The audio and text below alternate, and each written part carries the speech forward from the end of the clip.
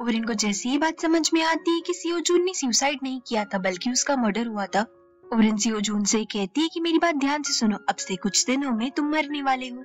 सियोजून को ओरिन की ये बात समझ ही नहीं आ रही थी। सियोजून ओरिन से पूछता भी कि तुम ये क्या कह रही हो, तो ओरिन उससे कहती है मेरी बर्थडे यानी कि 10 जून को तुम्हारी मौत हो जाएगी। ओरिन की ये बात सुनते ही सियोजून हंसने लगता है और ओरिन से कहता है कि मैंने तुमसे कहा था कि टीवी कम देखा करो, पर तुम मेरी बात सुनती ही नहीं हो।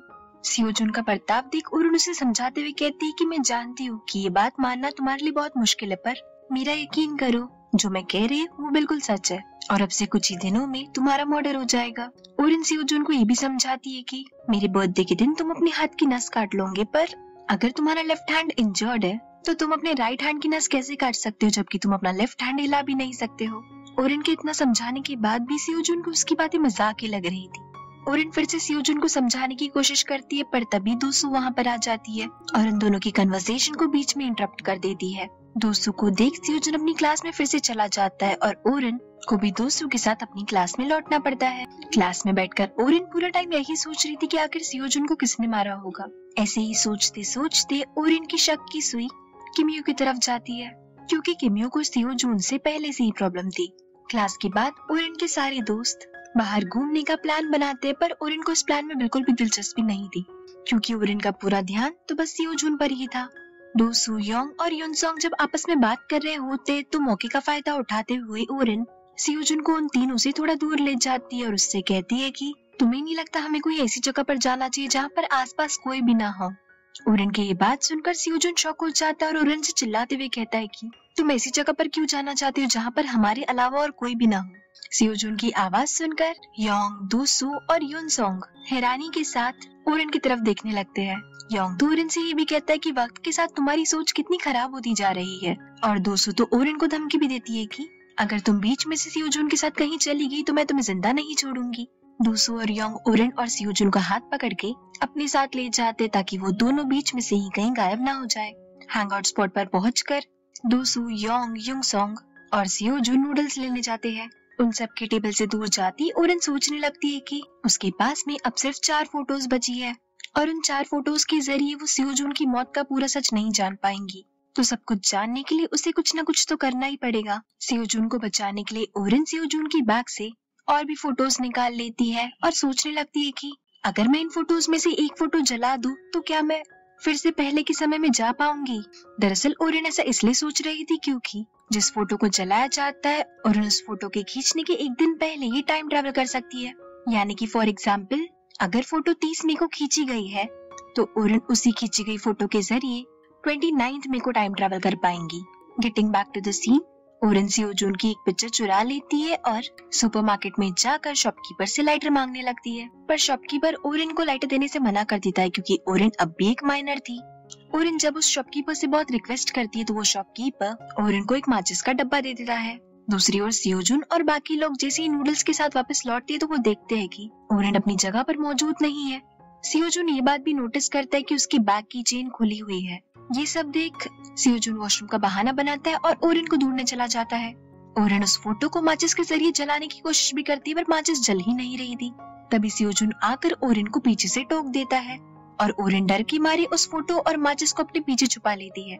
ओरिन को हड़बड़ाते देख सियोजून उससे पूछता भी कि तुम यहाँ पर क्या कर रही हो, तो ओरिन बहाना बनाते हुए कहती कि मैं तो बस यहाँ पर वॉक के लिए आई थी। सियोजून को अकेला देख ओरिन उससे कहती भी कि मैं तुमसे कुछ इम्पोर्टेंट कहना चाहती हूँ। तो सियोजून पूछता है तुम फिर से अपनी बकवास तो शुरू नहीं करने वाली ना। उन दोनों की बातों को बीच में इंटरप्ट करते हुए युनसोंग वहाँ पर आ जाता है और ओरिन को अपनी बातें बीच में छोड़कर ही युनसोंग और सियोजून के साथ वापस लौटना पड़ता है। दूसरी तरफ योंग और दोसू अपना अलोन टाइम एंजॉय कर रहे थे। वो दोनों आपस में प्लान भी करते कि वो लोग अपने बाकी दोस्तों को छोड़कर घर का बहाना बनाकर यहाँ से पहले ही निकल जाएंगे ताकि वो दोनों क्वालिटी टाइम स्पेंड कर सके। जैसे ही ओरिन, युनसोंग और सियोजून वापस टेबल पर आते दोसू और योंग चुप हो जाते हैं। योंग ओरिन से पूछता भी कि तुम कहाँ पर गई थी, तो ओरिन वॉशरूम का बहाना बनाने लगती है। दोसू जैसे ही अपने दोस्तों से कहने वाली होती कि वो जल्दी अपने घर के लिए निकल जाएंगी, वैसे ही ओरिन दोसू के प्लान को चौपट करते हुए अपने सभी फ्रेंड्स को बताती है कि उसकी मॉम ने आज उसे जल्दी घर बुलाया है। ओरिन की ये बात सुनते ही दोसू उससे पूछती है क्या तुम अकेले घर जाओगी, तो ओरिन दोसू से कहती कि वो अकेले घर क्यों जाएंगी, सियोजून भी उसके साथ चलेगा। अपना नाम सुनते ही सियोजून हैरान हो जाता है पर ओरिन तभी सियोजून को चुपके से आंख मारने लगती है। सियोजून समझ जाता है कि ओरेन के दिमाग में कुछ ना कुछ खिचड़ी तो पकी रही है और वो दोस्तों के सामने ओरेन का साथ देता है। ओरेन और सियोजून जैसे ही वहाँ से जा रहे होते युनसोंग भी कहता है कि उसे भी आज जल्द ही घर जाना है। युनसोंग की ये कहती ओरेन को ना चाहते हुए भी युनसोंग को अपने और सियोजून के साथ ले जाना पड़ता है। बस स्टॉप पर पहुंचने के बाद युनसोंग ओरेन से पूछता है कि तुम कल स्कूल कब आओगी। ओरेन युनसोंग से कहती भी कि उसे नहीं पता, पर तुम ये सब क्यों पूछ रहे हो। तो युनसोंग ओरेन से हिचकिचाते हुए कहता है कि बस ऐसे ही। बस को आता देख ओरेन युनसोंग को बाय बोलती है, पर युनसोंग ओरेन से कहता है कि वो सियोजून और ओरेन के साथ यही बस लेगा क्योंकि उसे अपनी क्रैम स्कूल जाना है। ओरेन जैसी ये बात सुनती है उसका फिर से मुंह लटक जाता है। आखिर ओरेन को सियोजून के साथ अकेले वक्त जो बिताने नहीं मिल रहा था। बस में बैठने के बाद ओरेन बस इसी बारे में सोच रही थी कि वो सियोजून को असलियत पर यकीन कैसे दिलाए। जल्दी ओरेन का स्टॉप आ जाता है और उसे ना चाहते हुए भी बस से उतरना पड़ता है।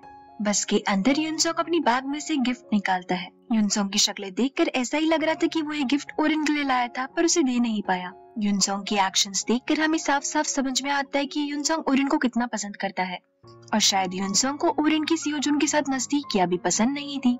युनसोंग के बाजू में बैठा सियोजून भी ओरेन की कई बातों के बारे में ही सोच रहा था। सियोजून जैसे ही अपने एनवेलप में फोटोज चेक करता है उसे पता चलता है कि एक फोटो कम है। फोटो का एनवेलप में ना होना सियोजून को इस कदर परेशान कर देता है कि सियोजून भी नेक्स्ट स्टॉप पर उतर जाता है। दूसरी ओर रास्ते के बीच खड़ी होकर ओरेन सियोजून के एनवेलप से चुराई हुई फोटो जला रही थी ताकि वो आगे के समय में टाइम ट्रेवल कर सके और उसे सियोजून को बचाने का एक और मौका मिल जाए।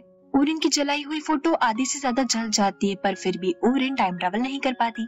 ओरेन उस फोटो को नीचे फेंक देती है और सोचती है कि शायद ये तरीका काम नहीं आएगा। तभी ही ओरेन को सियोजून पीछे से आवाज देता है। सियोजून अपनी खींची हुई फोटो को जलते हुए देख लेता है तो ओरेन उसे समझाते हुए कहती कि मुझे गलत मत समझना, मैंने तुम्हारी फोटो को किसी गलत इंटेंशन के साथ नहीं जलाया है। ओरेन की इन बातों को सियोजून बीच में इंटरप्ट करते हुए कहता है कि क्या तुम फ्यूचर से आई हो। सियोजून का ये सवाल सुनकर ओरेन भी दंग रह जाती है और सोचने लगती है कि सियोजून को उसकी सच्चाई के बारे में कैसे पता चला। दीवार के पीछे छुपकर कोई तो सियोजून और ओरेन की सारी बातें सुन लेता है और इसी सीन के साथ एपिसोड खत्म हो जाता है। Thank you so much everyone for watching this video till the end. I hope आपको ये सीरीज पसंद आ रही हो, क्योंकि कमेंट सेक्शन में कुछ लोग कमेंट कर रहे हैं कि उन्हें ये सीरीज बहुत ज्यादा कंफ्यूजिंग लग रही है। तो अगर आप मुझे सुन रहे हो और आपको भी ये सीरीज कंफ्यूजिंग लग रही है तो प्लीज कमेंट सेक्शन में मुझे बता देना कि आपको कौन सा पार्ट कंफ्यूजिंग लग रहा है। मैं नेक्स्ट एपिसोड के एंडिंग में उस कंफ्यूजन को दूर करने की कोशिश करूंगी। Take care of yourself guys, see you in the next episode.